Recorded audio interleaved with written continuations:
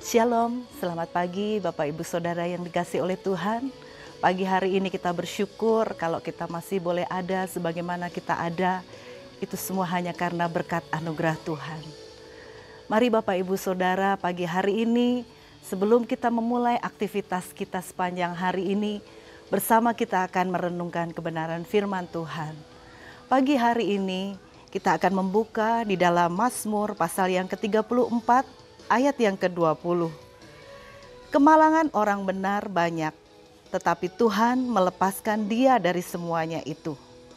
Kalau kita membaca di dalam firman Allah yang hidup, orang yang baik juga mengalami kesusahan, tetapi Tuhan menolong dia dalam setiap kesusahan yang dihadapinya. Pagi hari ini saya memberikan tema berkat atau masalah. Bapak Ibu Saudara yang dikasihi oleh Tuhan, kalau mungkin bagi kita diperhadapkan atau disuruh memilih yang namanya berkat atau masalah, pasti kita akan memilih berkat. Di sekeliling kita atau di sekitar kita atau kita sendiri bahkan, ketika kita menghadapi masalah, rasanya kita tidak mau. Tetapi bersyukur pagi hari ini, firman Tuhan datang di dalam kehidupan setiap kita. Kita sebagai anak-anak Tuhan, kita yang dahulunya orang yang berdosa dan kita tahu upah dosa adalah maut. Tetapi kita bersyukur pagi hari ini hidup kita boleh dibenarkan.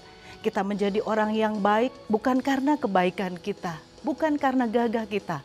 Tetapi semua hanya karena pengorbanan Yesus di atas kayu salib. Yesus mau mati buat saya dan saudara sehingga hidup kita dibenarkan oleh Tuhan. Dan firman Tuhan pagi hari ini berkata, bahwa kemalangan orang benar itu banyak, tapi Tuhan sanggup melepaskannya. Puji Tuhan Bapak Ibu Saudara yang dikasihi oleh Tuhan. Kalau kita melihat di dalam Alkitab, ada banyak janji-janji Tuhan di mana hidup kita sebagai anak Tuhan penuh dengan berkat. Hidup kita penuh dengan kelimpahan. Tetapi ada kalanya Tuhan izinkan masalah kesukaran itu terjadi dalam hidup kita. Dan kalau kita melihat lebih dalam lagi, ada banyak kisah tokoh-tokoh Alkitab di mana dia adalah orang percaya, orang beriman kepada Tuhan, tetapi dia juga mengalami yang namanya masalah atau kesusahan. Kita melihat ada contoh yang pertama yaitu Abraham. Abraham ini dikenal sebagai orang terkaya di zamannya. Tetapi dia juga punya banyak pergumulan di dalam kehidupannya. Kita tahu bahwa dia mempunyai keturunan di usianya yang sudah lanjut. Usianya sudah mencapai 100 tahun. Suatu ketika Allah minta kepada Abraham untuk menyerahkan anak yang sangat dikasihi yaitu Ishak. Ini bukan suatu hal yang mudah ketika dia harus mengorbankan anaknya. Tetapi di dalam kisah, dalam firman Tuhan, di sana dikisahkan bahwa Abraham sekalipun dia susah, sekalipun itu bukan hal yang mudah, Abraham tetap percaya, dia tetap taat kepada Tuhan. Dan ketika dia taat menyerahkan Ishak sebagai korban, apakah Tuhan berdiam diri? Tidak. Ternyata Tuhan sudah siapkan seekor anak domba sebagai pengganti korban Ishak. Contoh yang kedua Bapak Ibu Saudara yang dikasihi oleh Tuhan, kita melihat Ayub. Ayub dia diberkati dengan harta yang sangat banyak. Dia diberkati dengan kekayaan yang sangat banyak. Bahkan ternaknya begitu banyak. Tetapi suatu ketika Tuhan izinkan Ayub ditimpa masalah. Hartanya lenyap begitu saja. Bahkan dia menderita sakit yang sempat menyiksa dirinya. Anak-anaknya mati, bahkan harta yang banyak seketika habis. Kalau kita ditanya, apakah kita mau? Kita punya harta yang banyak tapi seketika habis, tentunya kita tidak mau. Tetapi ketika Tuhan izinkan Ayub alami hal itu, dan Ayub tetap percaya kepada Tuhan, dia tetap bersandar kepada Tuhan. Apa yang terjadi? Tuhan sanggup pulihkan kehidupan Ayub. Bahkan Tuhan sanggup pulihkan anak-anaknya, kekayaannya Tuhan sanggup pulihkan berlipat-lipat. Contoh yang ketiga, yaitu Sadrak, Mesak, dan Abednego. Ketika dia diperhadapkan dengan Raja Nebukadnezar, 3 orang ini dia tidak mau. Dia berani menentang ketetapan raja. Sehingga apa Bapak Ibu Saudara yang dialami oleh Sadrak, Mesak, dan Abednego? Dia harus masuk ke dalam dapur api. Pada saat itu bukan hal yang mudah juga untuk mereka menghadapinya. Tetapi mereka tetap melakukan apa yang menjadi firman Tuhan. Bahwa Allah yang dia sembah adalah Allah yang hidup. Tidak ada Allah lain yang dapat dia sembah. Oleh sebab itu ketika dia harus masuk ke dalam dapur api, Tuhan sanggup meluputkan dia dari api itu. Bahkan bau api, bau asap itu tidak ada di tubuhnya.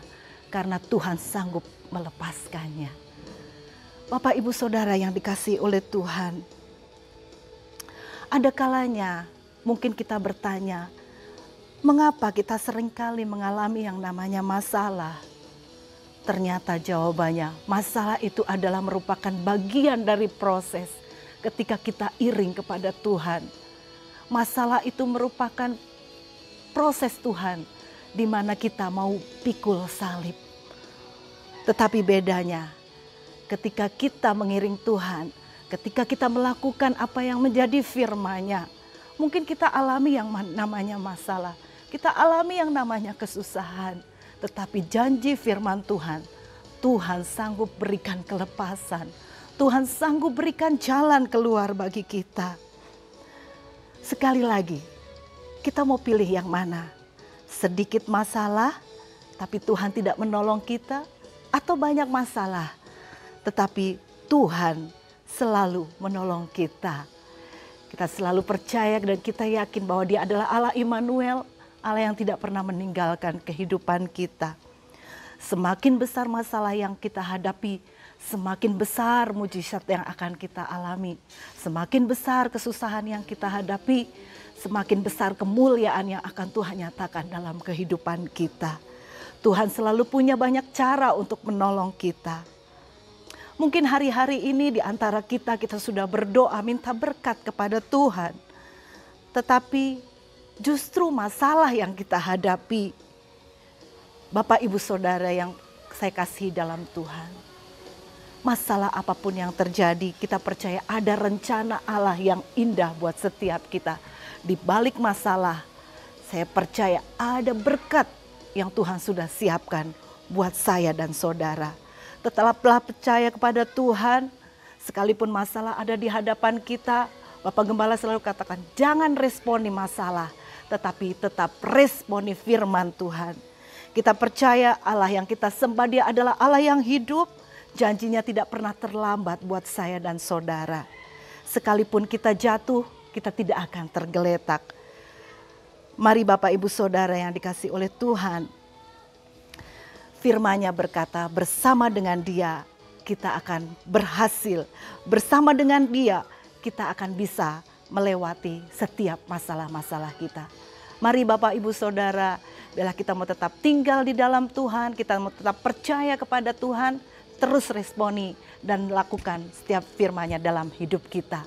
Puji Tuhan, tetap semangat, tetap kuat di dalam Tuhan. Kita mau berdoa. Terima kasih Bapa di surga, kami bersyukur pagi hari ini firman boleh datang dalam hidup kami. Sekalipun di dalam pengiringan kami kepada Engkau ada banyak kesusahan, ada banyak masalah silih berganti datang dalam hidup kami. Tetapi satu hal kami tetap percaya bahwa Engkau tetap mempunyai jalan. Engkau sanggup memberikan kelepasan bagi kami Tuhan. Ajar kepada setiap kami untuk tetap kami percaya, melekat kepada Engkau. Kami mau responi firman-Mu dalam hidup kami Tuhan. Pagi hari ini kami bawa bangsa dan negara kami. Kami serahkan bangsa Indonesia Tuhan. Apapun yang sedang dialami bangsa kami Tuhan. Engkau tetap bekerja atas bangsa kami. Tuhan memberkati arah Tuhan bangsa kami, tujuan bangsa Indonesia. Berkati pemerintahan bangsa kami, mulai dari Bapak Presiden, Wakil Presiden, sampai pemerintahan yang terendah. Tuhan berikan hikmat yang daripada Allah, sehingga setiap apapun yang menjadi keputusannya, semua itu boleh sesuai dengan kehendak Tuhan. Berkati kota Temanggung, Berkati Tuhan, biarlah kota ini boleh menjadi berkat Tuhan. Apa yang menjadi Tuhan perekonomian di kota kami, Tuhan kiranya memberkati ya Bapa. Berkati juga gereja kami berdoa pagi hari ini buat Bapak dan Ibu Gembala kami. Tuhan senantiasa berikan kesehatan, hikmat, marifat, urapan Allah turun atas hamba-Mu Tuhan. Sehingga Tuhan hamba-Mu dapat Tuhan sanggup Tuhan di dalam mengembalakan sidang jemaat yang ada di tempat ini. Setiap diaken yang ada, staf gembala, ikat kami dalam kasih Allah untuk kami boleh bersama-sama menopang pekerjaan Tuhan yang ada di sini Tuhan. Terima kasih Tuhan, berkati setiap umat-umat Tuhan yang saat ini sedang sakit, terbaring di rumah sakit. Kami tetap percaya kuasa-Mu nyata. Mujizat-Mu Tuhan Kau terus nyatakan atas setiap umat-umat-Mu yang lemah Tuhan kuatkan, yang dalam kesendirian Tuhan Kau yang menjadi sobat yang setia. Apapun yang menjadi pergumulan mereka, Engkau sanggup menolong umat-umat-Mu yang mungkin kesusahan di dalam mereka beribadah. Tetap terus kuatkan iman mereka Tuhan, untuk mereka tetap percaya dan bersandar kepada Tuhan. Terima kasih Tuhan, kami percaya hidup kami ada di dalam tangan Tuhan. Hidup kami ada di dalam rencana Tuhan. Kami percaya Tuhan, Engkau selalu ada bagi kami yang mau tetap percaya dan berharap kepada Tuhan. Terima kasih Tuhan, kami alaskan doa kami pagi hari ini dalam nama Tuhan Yesus Kristus. Haleluya. Amin.